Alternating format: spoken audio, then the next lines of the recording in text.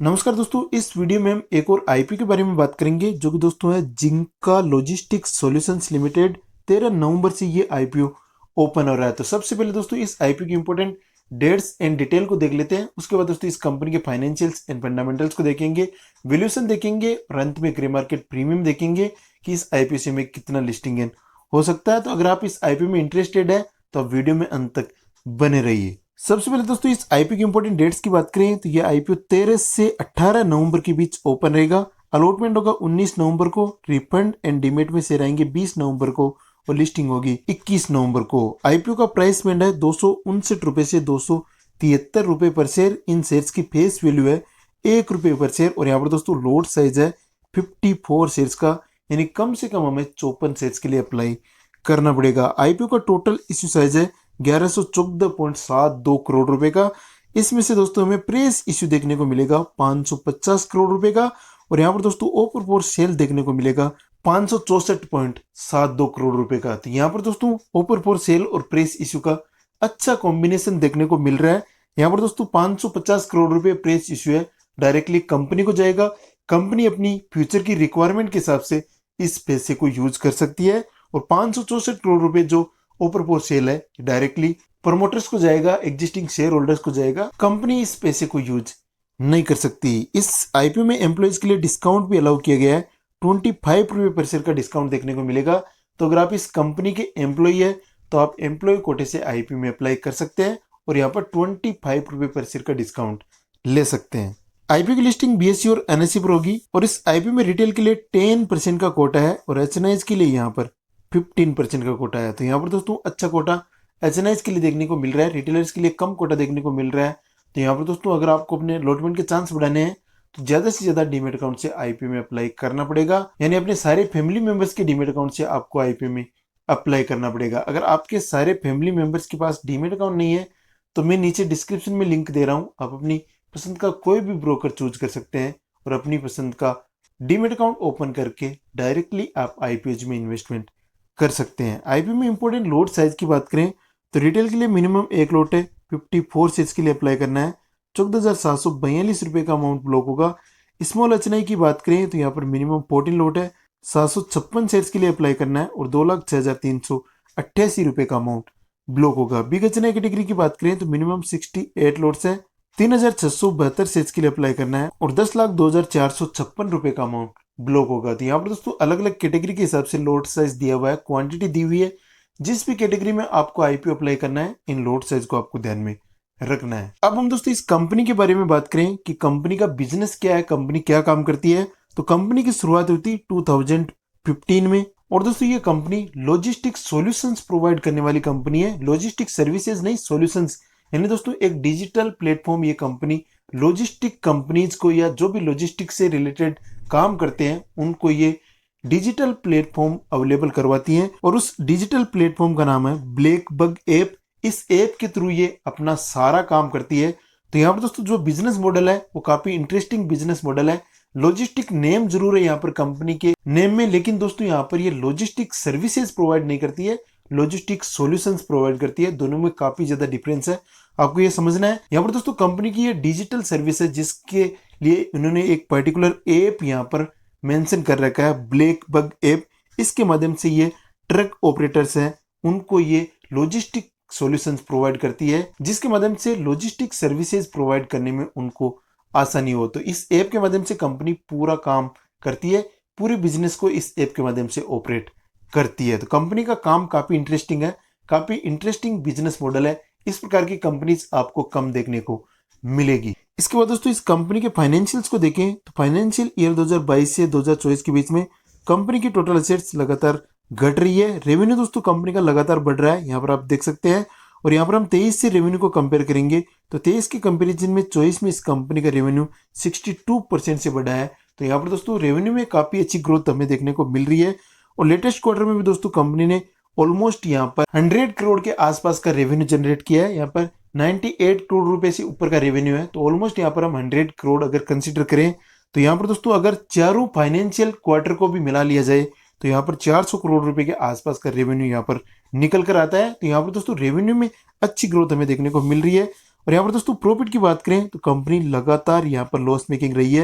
यहाँ पर आप देख सकते हैं 22 में 284 करोड़ रुपए का लॉस, अगले ईयर में यहाँ पर लॉस बढ़ा है 290 करोड़, यहाँ पर अगले ईयर में थोड़ा सा कम हुआ है 193 करोड़ रुपए। और यहाँ पर इस ईयर में आप देखेंगे यानी इस लेटेस्ट क्वार्टर में आप देखेंगे तो यहाँ पर कंपनी प्रॉफिट मेकिंग है, 32 करोड़ रुपए से ऊपर का कंपनी ने यहाँ पर प्रॉफिट जनरेट किया। ये दोस्तों काफी अच्छी बात है। यहाँ पर आप देख सकते हैं ऑलमोस्ट यहाँ पर 194 करोड़ रुपए के लॉस से कंपनी निकल कर आई है, तो ये कंपनी के लिए बहुत ही अच्छी बात है। रेवेन्यू दोस्तों कंपनी का लगातार बढ़ रहा है और यहाँ पर दोस्तों इंप्रूवमेंट हमें प्रॉफिट में भी देखने को मिल रहा है। हालांकि दोस्तों पिछले 3 साल से कंपनी यहाँ पर लॉस मेकिंग रही है। नेटवर्थ 344 करोड़ रुपए के आसपास है और यहाँ पर दोस्तों रिजर्व एंड सरप्लस 339 करोड़ रुपए और कंपनी पर टोटल डेट 161 करोड़ रुपए है, जो दोस्तों प्रीवियस ईयर से कंपेयर करेंगे तो यहाँ पर डेट में भी हमें कमी देखने को मिल रही है। तो यहाँ पर दोस्तों कंपनी के फाइनेंशियल्स हमें एवरेज देखने को मिल रहे हैं, उतने अच्छे नहीं है क्योंकि दोस्तों पिछले 3 साल से कंपनी यहाँ पर लॉस मेकिंग रही है, इसलिए यहाँ पर हमें कमजोर फाइनेंशियल्स देखने को मिल रहे हैं। लेकिन इस क्वार्टर में कंपनी ने अच्छा प्रॉफिट जनरेट किया है और यहाँ पर दोस्तों सबसे खास बात यही है कि कंपनी का रेवेन्यू काफी अच्छा है, रेवेन्यू लगातार कंपनी का बढ़ रहा है और कंपनी का जो सेक्टर है वो काफी यूनिक सेक्टर है।